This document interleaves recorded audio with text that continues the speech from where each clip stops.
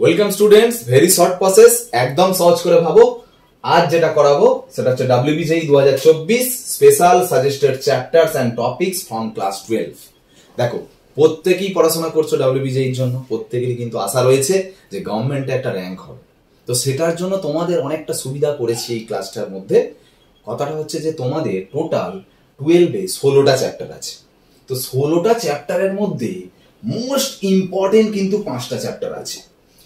এই 5টা important chapter এবং তার মধ্যে যে টপিকগুলো আছে যদি ভালো করে পড়তে পারো, বিশ্বাস করো বা নাই করো, 100% না হলে আমি বলতে পারি 80% তুমি এইটুকু বলতে পারি, 5টা চ্যাপ্টারের যদি টপিকগুলো ভালো করে করতে পারো তুমি গভর্নমেন্টে ক্র্যাক করবে।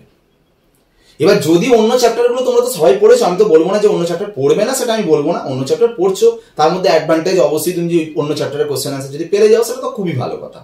কিন্তু এই 5টা জায়গা, এই 5টা চ্যাপ্টার এবং তার টপিকগুলো কিন্তু মোস্ট ইম্পর্টেন্ট করতেই হবে। এই চ্যাপ্টারগুলো থেকে একটা চ্যাপ্টার থেকে 3টে ম্যাক্সিমাম কোশ্চেন থাকে, মানে 3টে করে কোশ্চেন মানে 5টা চ্যাপ্টার মানে 3 5 15, আমি 15টা বাদ দিচ্ছি, 10টা কোশ্চেন মানে 12 এর চ্যাপ্টারে 10টা কোশ্চেন মানে বিরাট ব্যাপার। এটা কিন্তু ভাবতে হবে তোমাকে, ঠিক আছে? সেটা তুমি একদম সাজেস্টিভ পেয়ে যাচ্ছ, তো এটা কিন্তু ভালো করে করতে হবে।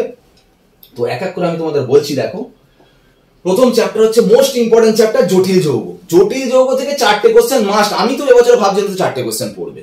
জটিল যৌগেতে কোন কোন জায়গাগুলো ভালো করে করবে দেখো, সংকরণ অবস্থা করবে, আকৃতি আর চৌম্বক ভ্রামক, ঠিক আছে? অবশ্যই জারণ সংখ্যাটা এর মধ্যেই থাকছে, সেটা তো করছোই। সেকেন্ড যে চ্যাপ্টারটা করবে সেটা হচ্ছে দ্রবণ, সলিউশন চ্যাপ্টার, 12 এর চ্যাপ্টার। এখানে সংখ্যাগত ধর্মটা ভালো করে করবে। সংখ্যাগত ধর্ম মানে বুঝতে পারছো, 4টে সংখ্যাগত ধর্ম আছে, তার যে সূত্রগুলো আছে, এককগুলো যেগুলো আছে, এবং সেখান থেকে যে প্রবলেমস গুলো আছে, এবং প্রবলেমস গুলো দেখো, সমীকরণ যখন তুমি একটা সংখ্যাগত ধর্মের সমীকরণ করছো, পাই সমান CRT, সেটা যেমন করছো সেখানে কিন্তু ভ্যানটপ গুণক নিয়েও কিন্তু করতে হবে, মানে পাই সমান ICRT, ঠিক আছে? ভ্যানটপ গুণক সমেত, ভ্যানটপ গুণক ছাড়া সব ধরনের সমীকরণ সূত্র সম্পর্কে আলোচনা করতে হবে, মানে পড়াশোনা করতে হবে। গারত্ব রিলেটেড ম্যাথ মানে নরমালিটি, মোলারিটি, পার্সেন্টেজ, ফর্মালিটি, গ্রাম পার লিটার, PPM, এই ধরনের যে ছোট ছোট ম্যাথগুলো কিন্তু দ্রবণ থেকে করতে হবে, ঠিক আছে?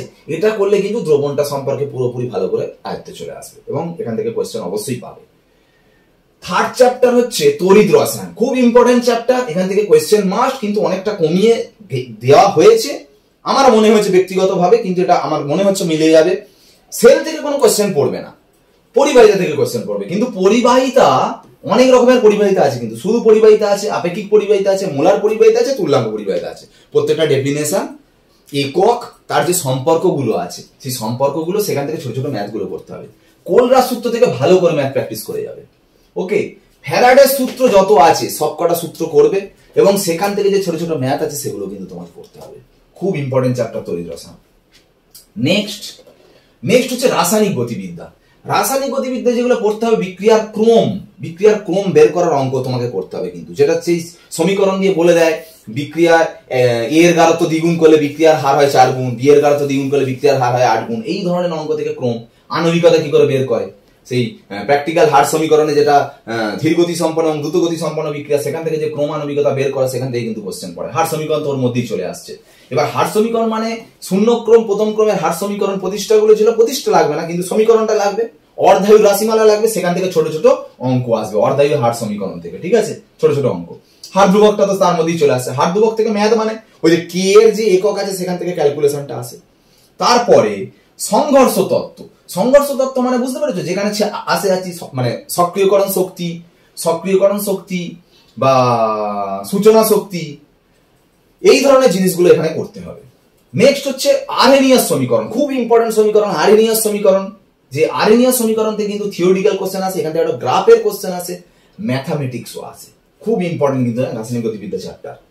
নেক্সট চ্যাপ্টার কঠিন অবস্থায় BCC, FCC, SC প্রত্যেকটা একক কোষে কণা সংখ্যাটা তোমাকে জানতে হবে, এবং কণা সংখ্যা নির্ণয় অবশ্যই, এবং প্রত্যেকটায় আর এর সম্পর্ক জানতে হবে, মৌলের জন্য কি, যৌগের জন্য কি। ছোট ছোট অঙ্ক কিন্তু এখান থেকে আসবে। আর ঘনত্ব মানে বুঝতে পারছো তো, রো সমান ZM/NA3, এই ফর্মুলা থেকে বিভিন্ন থিওরিটিক্যাল কোশ্চেনও আসতে পারে, ম্যাথমেটিক্যাল কোশ্চেনও আসতে পারে।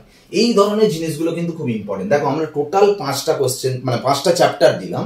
এই 5টা চ্যাপ্টার যদি ভালো করে করতে পারো, যদি সবকটা কোশ্চেন অ্যাটেন্ড করতে পারো, মানে বিরাট ব্যাপার, অবশ্যই গভর্নমেন্টে চান্স হবে, ঠিক আছে? আর বাকি চ্যাপ্টার গুলো তো তোমাদের মোটামুটি একটা নলেজ আছে, যেহেতু তোমরা সামনে এইচএস দিয়েছো, সেখান থেকে যদি কিছু কোশ্চেন একদম শিওর জানা থাকে তাহলে তো অ্যাটেন্ড করবে অবশ্যই। যদি শিওর জানা না থাকে তাহলে অ্যাটেন্ড করার কোনো প্রয়োজন নেই। ঠিক আছে, আমরা পরের দিন পরের ক্লাসে আমরা 11 এর সাজেস্টেড চ্যাপ্টার এবং টপিক সম্পর্কে আলোচনা করব। এবার আর একটা কথা বলে দিই, তোমরা এই রকম ভাবে যে চ্যাপ্টার গুলো পাচ্ছ তাই না, শুধু বিভিন্ন চ্যাপ্টার যেগুলো ইম্পর্টেন্ট চ্যাপ্টার তার কোয়েশ্চেন অ্যান্সার গুলো নিয়েও আলোচনা করে আমরা ভিডিও আসবো। অবশ্যই এইগুলো সম্পর্কে মানে চ্যানেলে চোখ রাখো, যাতে প্রত্যেকটা আপডেটেড ভিডিও পাও। শুধু ডাব্লিউবিজেই নয়, যত এন্ট্রান্স আছে সেই সব এন্ট্রান্সের কোয়েশ্চেন অ্যান্সার নিয়ে আলোচনা আমরা করবো। এবং পরপর ভিডিওগুলো যদি দেখতে চাও অবশ্যই চ্যানেলটাকে সাবস্ক্রাইব করে দেবে। সাবস্ক্রাইব করে দিলে পরপর আপডেটেড ভিডিওগুলো পাবে। ওকে, বাই।